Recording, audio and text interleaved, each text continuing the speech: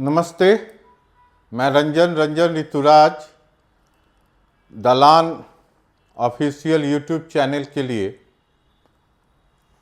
आज हमारे बिहार प्रदेश के मुख्यमंत्री श्री नीतीश कुमार का जन्मदिन है। उनको जन्मदिन की शुभकामनाएं। तमाम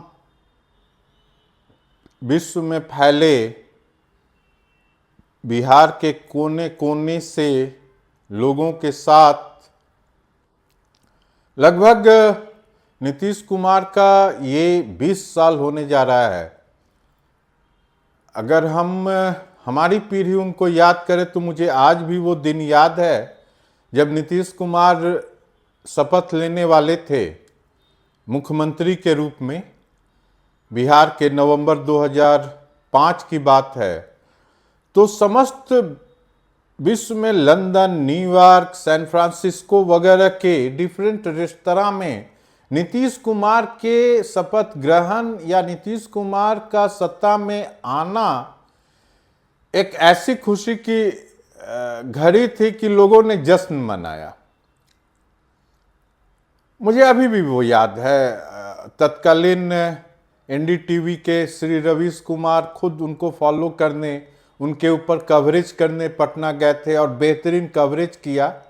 और हमें ऐसा लगा कि शायद अब बिहार बदलेगा, क्योंकि नीतीश कुमार एक काफ़ी स्ट्रॉन्ग और काफ़ी दृढ़ निश्चय के नेता के रूप में छवि बनाई थी। उन्होंने ईमानदार नेता के रूप में छवि, हालांकि वो राजनीति किए, कई तरह के लोगों को अपने साथ जोड़े, चूंकि आसान नहीं था। 1995 का चुनाव जब उन्हें बहुत कम सीटें मिली, उसके बाद फिर उन्होंने जॉर्ज फर्नांडिस के साथ मिलकर एनडीए में वापसी की।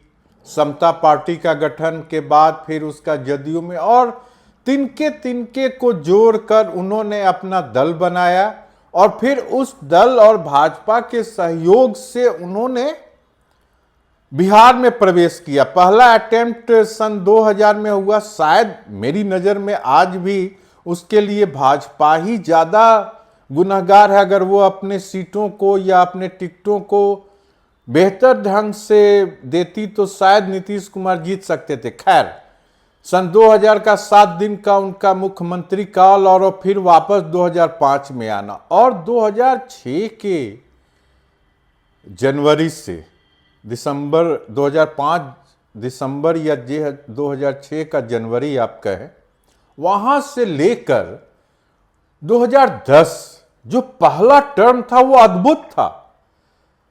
मुझे आज भी याद है कि उस दौरान या उसके एक आध साल बाद भी 2011 में जब मैं सुबह सुबह इसी मौसम, शरद ऋतु के बाद बसंत, और इसी मौसम जब मैं अपने गांव पटना से गाड़ी से जा रहा था तो मैंने देखा कि दोनों तरफ सड़क के दोनों तरफ बेहतरीन सरसों के खेत हैं, और उन खेतों के सहारे जो पगडंडी है या जो सड़कें हैं, उस सड़कों पे हमारी बहन बेटी साइकिल से चल रही। वो अद्भुत दृश्य था। उन्होंने एम्पावर तो किया, उसके कई काम आपको आम जनमानस के बीच में नजर आएंगे। ये एक उस वक्त मैं अप्रवासी बिहारी था और नोएडा इंदिरापुरम में रहता था, और वहाँ से नीतीश कुमार को देखना एक बेहद बेहतरीन अनुभूति का संचार हुआ। उसके बाद नीतीश कुमार जो सन 2010 का चुनाव लड़े, तो मुझे अभी भी याद है कि हमारे एक मित्र प्रभाकर कुमार CNN IBN के बिहार ब्यूरो प्रमुख होते थे, बिहार झारखंड के। उनकी टीवी कंपनी ने, उनके न्यूज चैनल ने नीतीश कुमार को एग्जिट पोल के आधार पे 3/4 का, नीतीश कुमार या नीतीश कुमार के गठबंधन को 3/4 का बहुमत दिखाया था। तो सभी को आश्चर्य हुआ था। हालांकि विरोध उस वक्त भी था उस चुनाव की। मुझे याद है कि लोग काफ़ी नाखुश भी थे कई इलाकों में, लेकिन जब वो बटन दबाने गए, जब वो फाइनल अपना उम्मीदवार सिलेक्ट करने गए, फाइनली जब वो मतदान कक्ष में प्रवेश किए, तो सभी ने नीतीश कुमार की अगुवाई वाली एनडीए को ही वोट दिया, 3/4। उस चुनाव की कल्पना कीजिए कि राघोपुर दियरा या राघोपुर विधानसभा क्षेत्र में भी यादवों ने लालू जी को छोड़कर नीतीश कुमार के कैंडिडेट सतीश राय जी को ही वोट दिया और राबड़ी देवी को वहां से हारना पड़ा। लालू जी की पार्टी 20-22 के सीट पर आकर सिमट गई। तो वो एक प्रचंड बहुमत था। नीतीश कुमार ने 16 घंटे 18 घंटे लगातार काम किया, कानून व्यवस्था संभाला, सड़कें खराब थी, सड़कों को सही किया। उसके बाद जो पहले टर्म में बहुत सारे ऐसे काम हुए जो अब शायद सामान्य लगे, लेकिन उस वक्त उन कामों को सबसे महत्वपूर्ण था कि पूरी बिहार में काम करने की शैली या काम करने का जो एक कंसेप्ट होता है, वो प्राइवेट की तो बात छोड़िए, सरकार से बिल्कुल खत्म हो चुकी थी।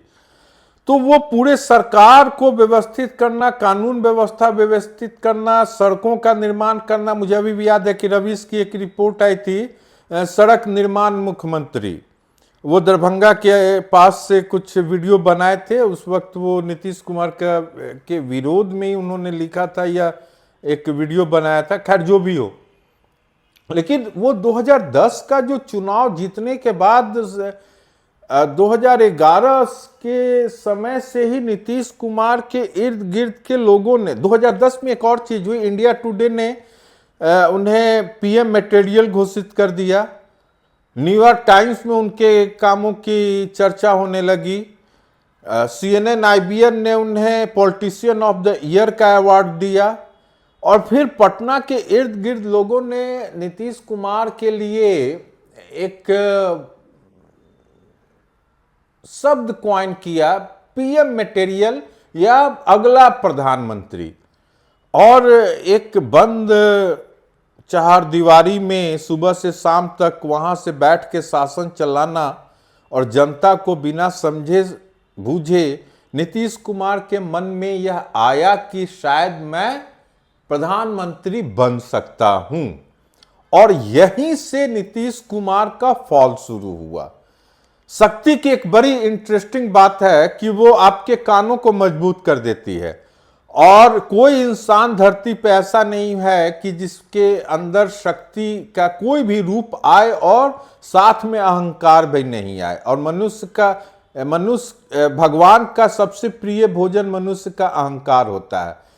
और 2013 में उन्होंने, उसके पहले नरेंद्र मोदी के साथ थाली की छीना झपटी कहे ये या न्योता देकर फिर रिजेक्ट कर देने वाली बात जो आई। और उसी बीच नरेंद्र मोदी जो खुद गुजरात में बेहतरीन प्रशासन दिखा रहे थे, वहां से वो उभरे। और 2013 में नीतीश ने रिलेशन तोड़ा भाजपा के साथ। और उसी साल 2-4 महीने के अंदर राजनाथ सिंह ने नरेंद्र मोदी को अगला प्रधानमंत्री उम्मीदवार घोषित किया। नीतीश कुमार अगले लोकसभा सन 2014 के लोकसभा में अकेले गए, मात्र 2 सीटें जीती उन्होंने।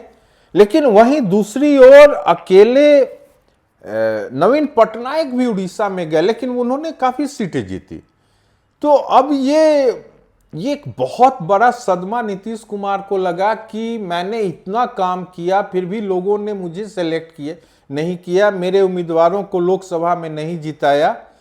और उस वक्त पूरा देश मोदी मोदी कर रहा था और मोदी के लिए लोग पगलाए हुए थे। मोदी को प्रचंड बहुमत, मोदी वाली भाजपा को प्रचंड बहुमत मिली। भाजपा ने भी बेहतरीन राजनीति की, कांग्रेस के पुराने घोड़ों को, अपने राजनीतिक घोड़ों को अपने अंदर लाया। तो इन तमाम बातों के साथ नीतीश कुमार एक गहरे सदमे में चले गए उस चुनाव के ठीक बाद।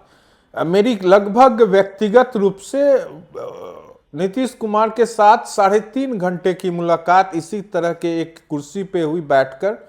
और मैंने उन्हें पूरा बात समझाया कि सर आप क्यों हारे, लेकिन और फिर मैंने उन्हें कहा था कि शायद आपको लालू जी के साथ नहीं जाना चाहिए, लेकिन तब तक 2014 के अगस्त में वो लालू जी के साथ विधान परिषद चुनाव वगैरह के आसपास उन्होंने कदम बढ़ा लिया था और उन्होंने मुझसे कहा कि मैं अब वापस नहीं लौट सकता। और फिर 2015 के चुनाव, 2015 में आपको बता रहा हूं, मेरा पर्सनल ऑब्जर्वेशन है कि भाजपा जीत रही थी, लेकिन क्या हुआ कि दो उसका उदाहरण दूंगा कि भाजपा जो CNN IBN न्यूज 18 ने जो पहला प्रोग्राम किया मौर्या होटल में, वहां बिल्कुल ही नीतीश जी के और लालू जी के खिलाफ लड़के बैठे हुए थे और उसी बीच में मोहन भागवत ने आरक्षण समीक्षा की बात कही और फिर अचानक से इन दोनों का राइज हुआ और भाजपा को हारना पड़ा। वो सिर्फ वहां पे एक बिल्कुल क्लियर कंसेप्ट था कि बिहार की ओबीसी जनता ने रिजेक्ट किया भाजपा के उस स्टेटमेंट को। उन्हें डर लगा कि ऐसा ना हो कि भाजपा उनके आरक्षण को समाप्त कर दे और लालू और नीतीश जी वापस आए। और फिर कैसे कैसे 2017 में अलग भी हुए और फिर 2022 में साथ में भी आए, अगस्त का मुझे याद है। और फिर 2024 में 1.5 साल के बाद फिर अलग भी हुए। तो इन तमाम राजनीतिक इधर उधर में कहीं ना कहीं नीतीश कुमार की अपनी छवि पर एक चोट पहुंचा और सन 2020 के चुनाव में उनकी पार्टी ने काफ़ी खराब परफॉर्मेंस की, मुश्किल से 40-42 सीटें आई। वो भी तब जब वो भाजपा के साथ लड़ रहे थे और भाजपा, ऐसा आरोप है कि भाजपा ने उनको और नीचा करने के लिए अलग से लोगों को खड़ा किया था। अब वो कितनी सच्चाई है वो सब इतिहास बन गई।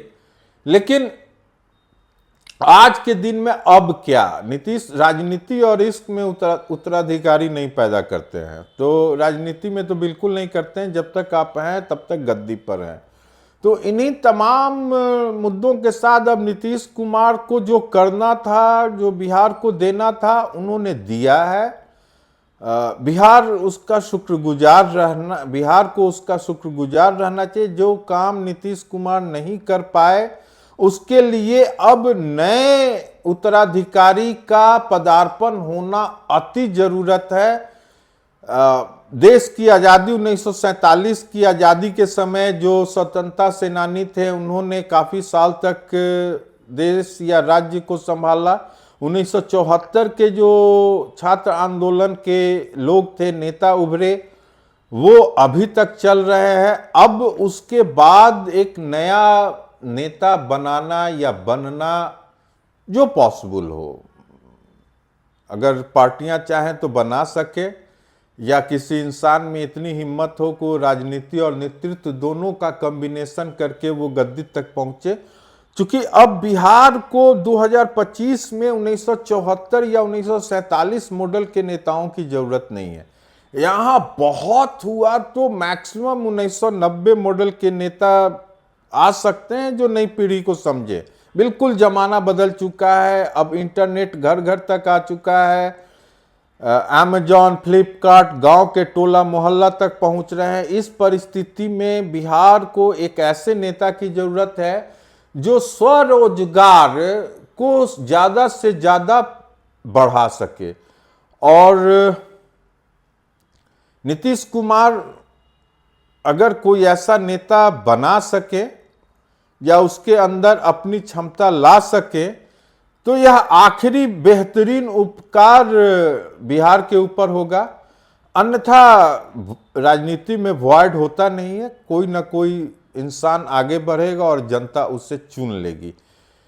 इन्हीं शब्दों के साथ नीतीश कुमार जी को उनके बेहतरीन कार्यों के लिए, उनके व्यक्तिगत ईमानदारी के लिए, उनके अपनी राजनीतिक छवि के लिए इस जन्मदिन मैं रंजन ऋतुराज, दलान ब्लॉग, दलान ऑफिशियल की तरफ से अपने तमाम लाखों पाठक, श्रोता, दर्शक सभी लोगों के तरफ से उनको जन्मदिन की शुभकामनाएं दे रहा हूं। Happy birthday sir, enjoy your best.